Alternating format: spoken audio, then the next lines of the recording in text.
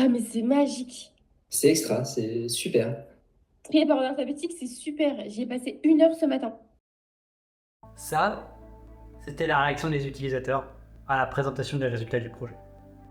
Bonjour à tous, je m'appelle Esteban, ingénieur logiciel diplômé de l'IEPTA Atlantique, et j'ai fait 3 années d'apprentissage ici, chez Cosmos, une entreprise qui développe des plateformes numériques pour des milliers d'établissements scolaires dans le monde. Mon projet de fin d'études portait sur quelque chose dont l'apparence très simple, un tableau de données. Des lignes, des colonnes, des filtres, rien de spectaculaire.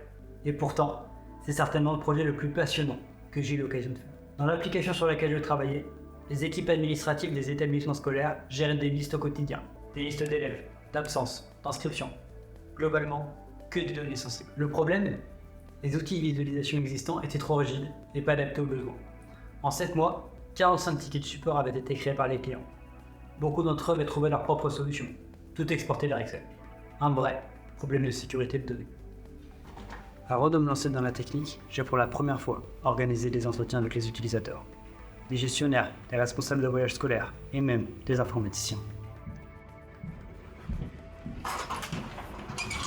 Ensemble, on a discuté. Et j'ai observé comment ils naviguaient dans les outils actuels, où ils bloquaient et ce qui les frustrait.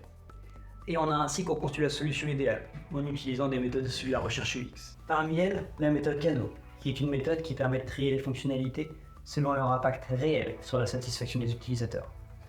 Elle permet de différencier les fonctionnalités indispensables, attractives ou tout simplement inutiles dans notre contexte. Et ça m'a permis de prioriser ce qu'on allait développer avec une base scientifique, plutôt qu'une intuition. Entre les itérations de conception avec le designer et les utilisateurs, je me suis occupé d'évaluer plus de 60 solutions existantes sur le marché, puis d'en retenir 3 qui ont été testées sous forme de preuves de concept. Le critère décisif n'était pas la solution la plus complète, non. C'était celle qui laissait le plus de liberté pour construire exactement ce dont les utilisateurs avaient besoin. Et c'est Unstacktable, une bibliothèque dite headless qui a été retenue. Elle ne fournit aucune interface toute faite, seulement un moteur de logique, et un mode de construire le reste. Plus de travail au départ certes, mais une liberté totale pour répondre aux besoins. Le résultat, c'est un composant qu'on a appelé Cosmos Advanced Stable, conçu de zéro, avec des technologies modernes, pour être réutilisable dans tous les produits de Cosmos. Et surtout, pensé pour que les utilisateurs n'aient plus besoin d'exporter leurs données ailleurs. Ces 3 années et ce projet m'ont profondément fait grandir. Techniquement, bien sûr, mais surtout humainement. Prendre la parole face à des utilisateurs, défendre des choix, convaincre des équipes, autant de choses que je n'aurais jamais appris à faire derrière un écran.